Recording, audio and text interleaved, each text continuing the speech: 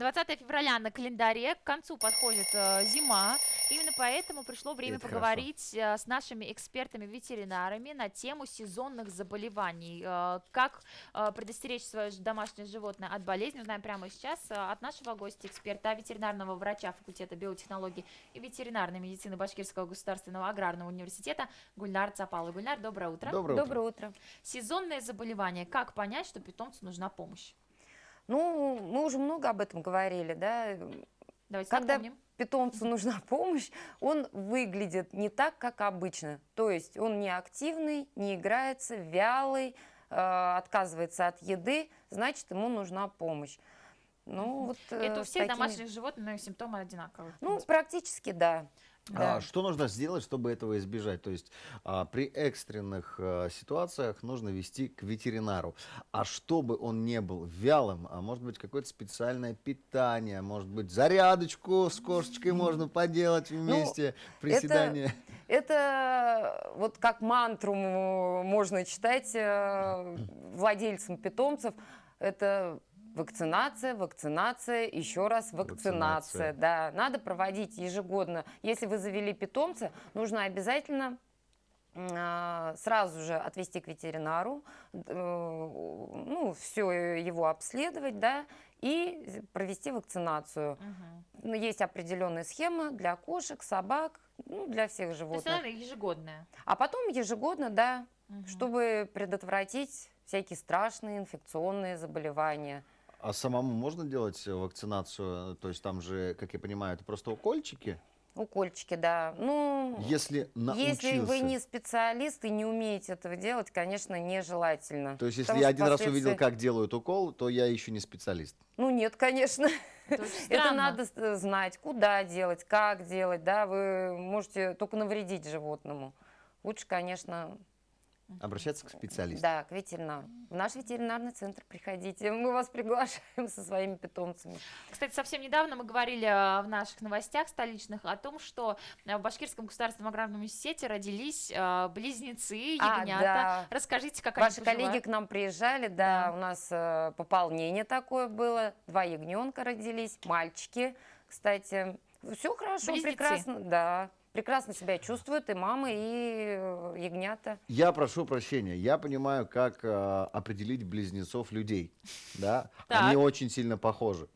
Но ягнята, но они же все друг на друга похожи, они же все близнецы. Как Я согласна как с вы вами. определяете, Это вы что они знаете, вот как близнецы? для людей, для нас, допустим, люди другой расы тоже как бы все на одно лицо, да, и вот мы так для же- них. и мы для них, да, и вот тут то же самое. Хотя каждая мама своих детенышей всегда отличит. А там поставить, если перед ними 20 ягнят, она своих всегда отличит. Так что, Это близнецы, точка. да. Какая судьба у ягнят, вот, которые родились сейчас в вашем центре?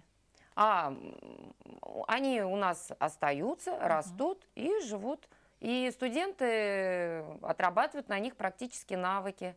Как раз студенты показывали, что они делают с ними, какие обследования проводят. И все, они у нас живут. И приходят к нам в студию в утро в столице для того, чтобы мы обсудили правила ухода за ягнятами. Правильно я понимаю? Хорошо. Если вы нас приглашаете, Намек мы к вам придем понят. обязательно. Это очень да. здорово. Ну что, Гульнар, я предлагаю прямо сейчас рассказать, обратиться к нашим телезрителям и рассказать о правилах, не о правилах ухода, а о методах ухода за их животными. Такое напутственное слово дадите.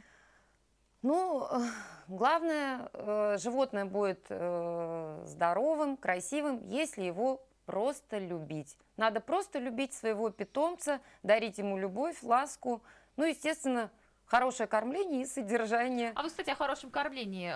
Какое кормление для собак и кошек будет правильно? Потому что сейчас много рекламы на ТВ о том, что вот такое питание разное. Они совершенно Согласна с вами, Расскажите, да. как вот выбрать Много правильное? споров, да, то ли сухим кормом кормить, то ли натуральным кормом там со стола, да, что вы сами едите. И давайте отметим, что если подбирать хороший корм, то он далеко не Дешёвый. бюджетный.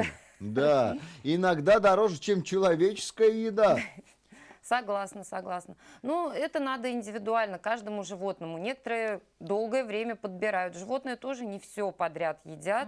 Они сами отказываются. Если им что-то не нравится, ну так же, как и человек. Вот я не люблю это кушать, да, Мне и это он не это не нравится. ест. И животное также. Это уже от предпочтений вашего питомца. Если он кушает, хорошо себя чувствует, почему не кормить его этим кормом? Если он полнеет, что делать? На фитнес его не отдашь. Если сократишь... Почему бы и нет? Если Кстати, сократишь такая рацион... проблема тоже есть, ожирение у животных. Сокращать объем пищи, да, и пореже давать. Ну как Конечно. так? Он же постоянно мяукает. Он же прям мяу, Может быть, он мяу. общения твоего хочет. Нет, он жрать хочет. Он Ну, элементарно, простите. Животные, кстати, да, чувства сытости у многих у них нету. Они Да. вот едят без конца. Ну, как-то так надо найти... Прислушиваться, сказал Значит, же. да. устроить тет-а-тет, посадить его напротив на маленький стульчик и сказать: братан, мы не вытягиваем, мы не можем тебя уже прокормить. Радостно, что ты так остановись. своего питомца Нет, вы называешь. можете сказать, что ожирение может привести к разным болячкам тоже. Не Он очень поймет. хорошим, да. Спасибо большое, Гульнар, что пришли к нам сегодня. Друзья, индивидуальный подход как к людям, так и к вашим домашним любимцам приведет только к успеху. Прислушивайтесь к ним. Утро в столице продолжается.